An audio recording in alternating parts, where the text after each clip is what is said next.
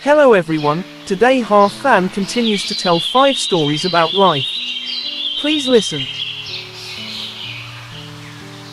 Story 226, The Scent of Celeste Bakery, explores the depth of life's precious moments, along with a meaningful lesson. On a small, cobblestone street in Paris, where sidewalk cafes wafted the aroma of roasted coffee and the distant sound of an accordion echoed, stood a small bakery called Boulangerie Celeste. The owner was Madame Colette, an elderly woman with silver hair neatly coiled and eyes sparkling with mischief. Colette didn't bake to get rich, she baked because it was her passion. Her way of infusing love into every crispy croissant or creamy eclair. Colette's life hadn't been easy. She had experienced many ups and downs, but she always believed that the value of life wasn't measured by the number of breaths she took, but by the moments that took her breath away. She often reminded herself, and sometimes her regular customers, of a saying she cherished: life is not measured by the number of breaths you take, but by the moments that take your breath away. One day, a successful young American businessman named Julien visited Paris. Julien was the epitome of busyness. He lived a hurried life, constantly rushing between meetings, chasing numbers and new successes. He always had his phone with him, answering emails even while eating. He thought life was a race, and he needed to win. He had never truly stopped to admire the beauty around him. Julien happened to walk past Colette's bakery. He only intended to grab a quick pastry, but as he stepped inside, the sweet aroma of butter and sugar, along with the warm, old-world ambience of the bakery, made him pause. Colette smiled, greeting him, and placed a warm baguette, with a perfectly crispy crust, on the counter. "Young man," she said in a gentle tone, "try a piece. This is a gift from Celeste." Julien, accustomed to speed, initially intended to grab it and leave immediately. But there was something in Colette's eyes, and the alluring scent of the bread, that made him reluctantly sit down on a small wooden chair. He took a bite of the baguette. The crispy crust crumbled in his mouth, revealing a soft, fragrant interior. Julien was surprised. He had never truly tasted bread like this before. He closed his eyes, savoring every flavor, every texture. He forgot about emails, forgot about his meeting. In that moment, the world seemed to stop. His breath was taken away. Colette watched him, smiling. She brought him a hot espresso. Julien took a sip. The rich, slightly bitter flavor with a sweet aftertaste was completely different from the hurried coffees he usually drank. He felt as if he was truly living in that moment. Julien spent the entire morning at Colette's bakery. He didn't speak much, just sat there, enjoying each pastry, each sip of coffee, and watching the Parisians stroll by on the street. He saw an old woman feeding pigeons, an elderly couple holding hands and walking, an artist sketching. Each image, each moment, made him feel breathless, a sense of profound peace and meaning he had never experienced in his hectic life. When Julien left, he carried not just pastries but a valuable lesson. He had learned that life is not a race to accumulate as much as possible, but a journey to collect moments that take your breath away. He returned to New York, but he was not the same Julien. He still worked hard, but he had learned to pause, take a deep breath, and appreciate the small moments of beauty and joy. He had found his own, breathtaking moment in a small Parisian bakery, and from then on, his life became much richer and more meaningful. The lesson learned. The story of Julien and the scent of Celeste's bakery profoundly illustrates the theme: life is not measured by the number of breaths you take, but by the moments that take your breath away. The core lesson here is that the true value of life lies not in the quantity of time or achievements we accumulate, but in the quality of our experiences and our ability to truly feel and live fully in each moment. Julien had lived a hurried life, focusing only on quantity, work, success. He had missed the breathtaking moments around him. Only when he paused at Colette's bakery and allowed himself to fully experience a simple moment, tasting a delicious baguette, sipping fragrant coffee, did he realize the profound meaning of life. The inspiring lessons are: live fully in the present, don't let the rush of life or worries about the future make you miss the beauty and joy of the current moment. Appreciate the small things. Happiness often doesn't come from grand events but from small details. Simple experiences that we know how to savor. Quality over quantity, the value of life is not in how long you live or how much you achieve, but in how meaningfully and deeply you have lived. Seek moments that take your breath away, actively look for and create experiences that completely captivate you, making you forget all worries and feel alive in the fullest sense. Story 227 Elara's Compass simulates science is not a collection of facts, but a system of theories that can explain all phenomena in nature. In a remote village nestled amidst towering fjords and dense pine forests, where faint sunbeams pierced through the mountain crevices and snow capped the peaks year-round, lived a young woman named Elara. Elara was different from the others. While the villagers relied on ancient tales and whispers, Elara was captivated by the mysteries of the natural world. She spent hours observing the movement of glaciers, the crash of ocean waves against cliffs, or the glimmer of stars at night. Elara possessed an old compass, passed down from her great-grandfather. The other villagers saw it as a mere trinket, but Elara did not. She realized this compass didn't just point north, it could help her recognize nature's laws.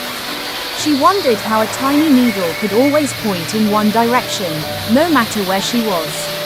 She realized there was an underlying principle in the universe, a system that explained everything. One day, a terrible blizzard struck the village, more ferocious than any the villagers had ever known. It lasted for days, obscuring the sun and transforming everything into a white wasteland. Panic spread through the village, with tales of angry spirits and ancient curses circulating. But Elara didn't despair. She knew there was a scientific explanation for this storm. Elara recalled what she had learned about storms, wind patterns, and pressure. She used her compass to track subtle changes in the electromagnetic field, signs invisible to others. She also climbed to the summit of a nearby mountain, where the winds seemed to originate. She spent days alone on the mountaintop, observing ice crystals, how snowflakes formed, and how the winds shifted. After days of relentless study, Elara returned to the village with a plan. Based on her observations and knowledge, she explained to the villagers how cold and warm air currents collided to create the storm. She guided them on how to fortify their homes, which shelters would be safest, and even how to find food beneath the thick snow. Although some were initially skeptical, Elara's confidence and knowledge convinced them. They trusted her words. Thanks to Elara's advice, the village survived the storm. Damage was minimized, and no lives were lost. From then on, Elara was revered not for magic or fairy tales, but for her wisdom and understanding. She had proven that science is not merely a collection of isolated facts, but a system of theories that can explain all phenomena in nature, from the movement of glaciers to the formation of blizzards. Elara's compass not only pointed the way, but it became a symbol of the light of knowledge, illuminating the path for everyone. The lesson learned. The story of Elara illustrates Albert Einstein's quote, "Science is not a collection of facts, but a system of theories that can explain everything in nature." The core lesson here is the power of seeking underlying principles and theories rather than just focusing on individual observations or facts. Elara didn't just collect facts about the weather, she sought out the underlying laws and patterns. She used her compass not just to know direction, but to understand magnetic fields and their influence on the world. When faced with the blizzard, she didn't accept it as a mysterious, isolated event, but sought explanations based on scientific principles. The inspiring lessons are critical thinking and reasoning. Don't just accept things at face value. Instead, seek deeper explanations and underlying connections. Holistic understanding. Rather than focusing on isolated pieces, strive to build a complete picture of how things work together. Knowledge-based problem solving, with an understanding of systems and theories. We can approach complex problems more effectively and confidently, as Elara did with the blizzard. The power of discovery. Science is an ongoing journey of discovery, where each new observation can lead to a deeper understanding of universal principles. Story 228 Mr. Hiroshi's Teapot explores the theme of the richest man is not the one who has the most, but the one who needs the least. In a small, peaceful village nestled at the foot of Mount Fuji, where cherry blossoms bloomed every spring and temple bells echoed through the valley, lived a potter named Hiroshi. Hiroshi owned no significant material possessions, only a small wooden house, a humble pottery workshop, and a few worn sets of clothes. Yet, in the eyes of the villagers, he was the wealthiest person. Every day, Hiroshi awoke with the sunrise, diligently working with clay. His calloused hands shaped simple yet exquisite bowls and plates. He sold them at the village market, just enough to buy rice, vegetables, and a little green tea. He never asked for more. One day, a wealthy merchant from the capital, named Kenji, visited the village. Kenji was renowned for his immense fortune, owning grand houses, magnificent gardens, and countless precious jewels. Hearing of Hiroshi's peace and serenity, Kenji became curious and sought him out. Mr. Hiroshi, Kenji said, his voice tinged with self-satisfaction, people say you are the wealthiest person in the village. But I see no gold in your home, nor silken robes. Where then lies your wealth? Hiroshi smiled kindly. He poured Kenji a cup of tea from his old teapot. This teapot had accompanied him through countless seasons of rain and sun. Its exterior was faded, but it still retained the warmth and flavor of the tea. Sir Kenji, Hiroshi replied, my wealth lies not in what I possess, but in what I do not need. I have enough rice to eat, enough water to drink, and a roof over my head. I find joy in my hands creating useful objects, and peace in watching the cherry blossoms bloom and listening to the birds sing. I do not crave what Sir Kenji possesses, and so I never feel a lack. Kenji was astonished. He was accustomed to accumulation, to the belief that more was always better. He constantly sought new items, luxurious experiences, yet never truly felt enough. There was an emptiness in his soul that no amount of wealth could fill. As he sipped the last drop of tea, Kenji realized the tea from Hiroshi's old teapot tasted more fragrant and pure than any fine tea he had ever drunk from gold and silver cups. He looked at the simple teapot, unadorned with intricate patterns, yet it contained an extraordinary sense of fullness.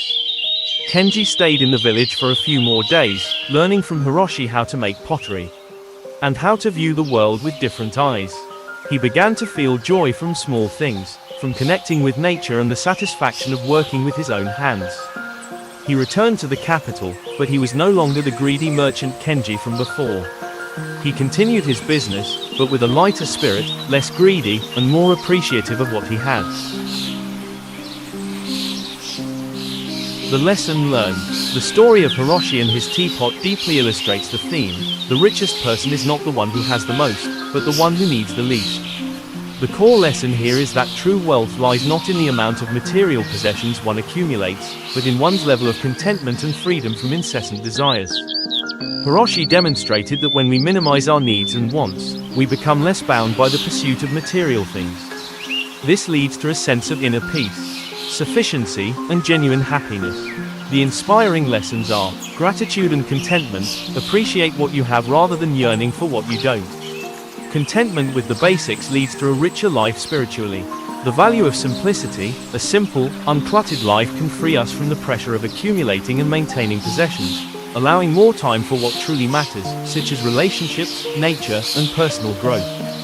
Inner happiness. Happiness doesn't come from external sources, from buying or owning. It is a state of mind cultivated from inner peace, acceptance, and finding joy in small things. Freedom from material attachment. When we need less, we become more free. We are not controlled by craving or the fear of loss, which allows us to live a more meaningful and self-determined life. Story 229, Ji-hoon's Little Tailor Shop, conveys the message of courage to face challenges and grow. In a quiet, small alley in Seoul, nestled between towering buildings and vibrant neon lights, there was a small tailor shop called Kimchi Nam, the Compass. The owner was Ji-hoon, a young man with determined eyes and skilled hands. Ji-hoon's shop wasn't large, but every hanbok sewn there contained his meticulous care and dedication. Ji-hoon's life was not easy. His parents passed away early, leaving him alone with financial burdens and the dream of continuing his family's traditional tailoring craft. He faced countless challenges, sleepless nights at the sewing machine to meet deadlines, blunt rejections from large fabric suppliers, and fierce competition from modern fashion brands. At times, he felt like giving up, but the image of his parents and the small compass always reminded him of his purpose. One day, Ji-hoon received a large order from a very important person, a famous actress preparing to attend an international film festival. This was a golden opportunity for his shop to gain recognition, but also an immense challenge.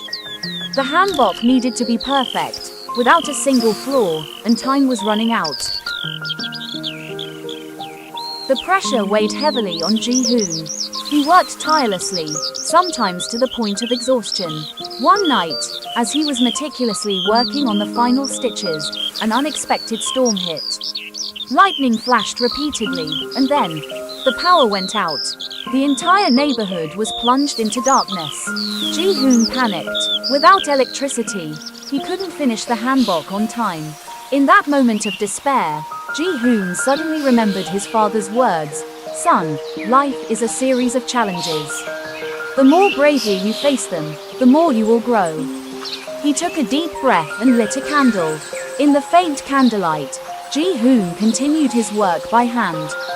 Each stitch, each seam was done slowly, more carefully than ever before.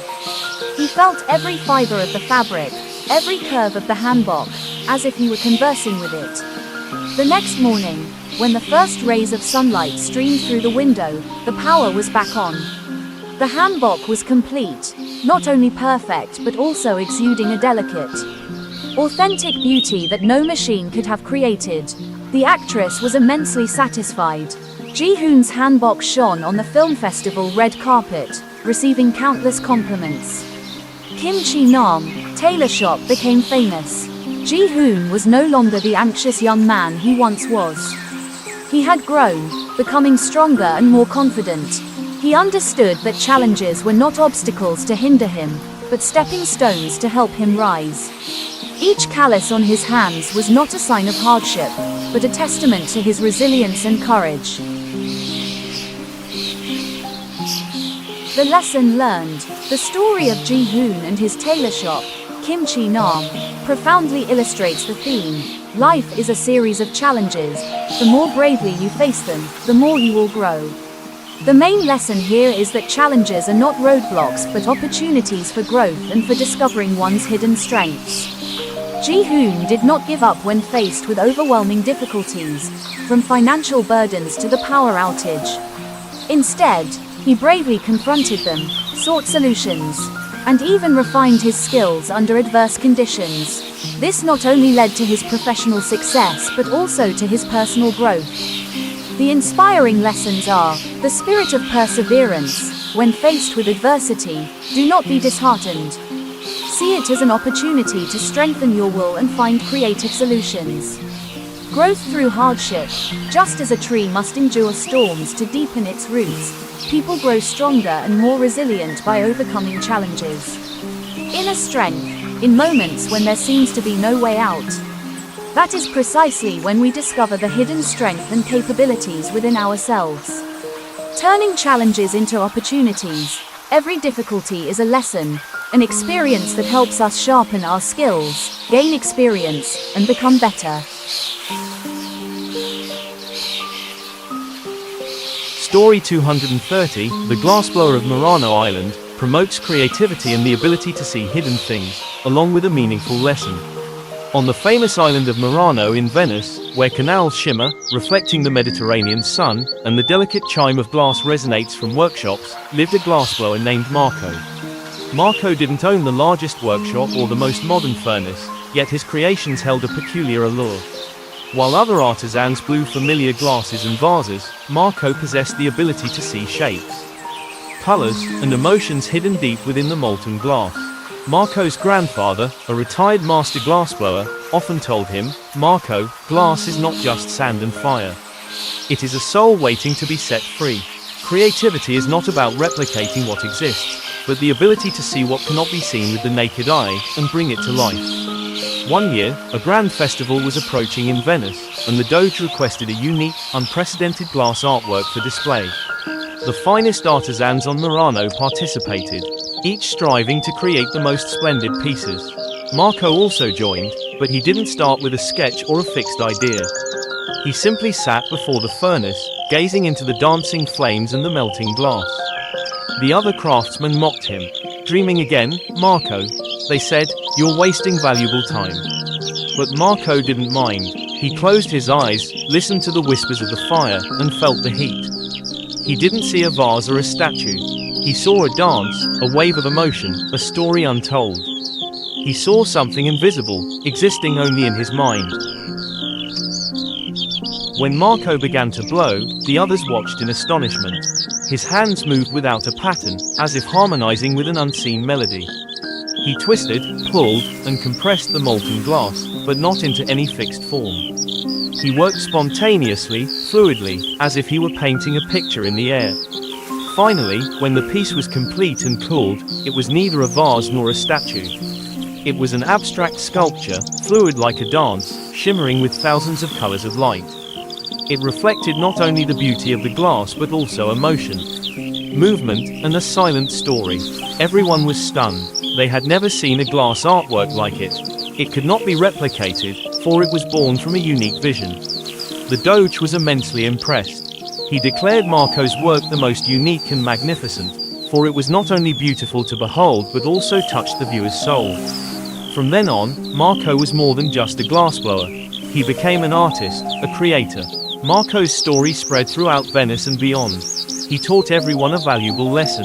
Creativity is not about repeating what has been done, but daring to see what cannot be seen with the naked eye, hidden potentials, ideas, and emotions, and bravely bringing them to life. Now, the glassblowers of Murano no longer just see glass. They see dreams.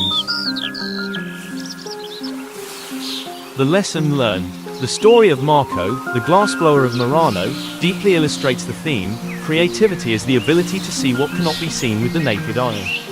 The main lesson here is that true creativity is not merely about producing something new, but also the capacity to perceive, envision, and actualize what lies beyond our ordinary perception. Marco did not start with a specific plan or a pre-existing mold. He looked at the raw material, molten glass, and saw a dance. A hidden story. This required a different kind of vision, a deep connection to the material, and a belief in the possibility of uncovering the invisible. The inspiring lessons are: go beyond the obvious, don't be afraid to break away from established norms. True creativity often arises when we dare to think differently, pushing past conventional boundaries. Listen to your intuition. Sometimes, the best ideas don't come from pure logical analysis but from a gut feeling, an inner knowing. Trust your internal visions. Find beauty in the unseen. Creativity is the ability to perceive potential, meaning, or beauty in things that others might consider ordinary or invisible. Bravely actualize your vision. Having an idea is one thing, but bringing it to life, especially when it's different or misunderstood, requires courage and perseverance. Thank you for listening. Goodbye and see you in the next short stories about life.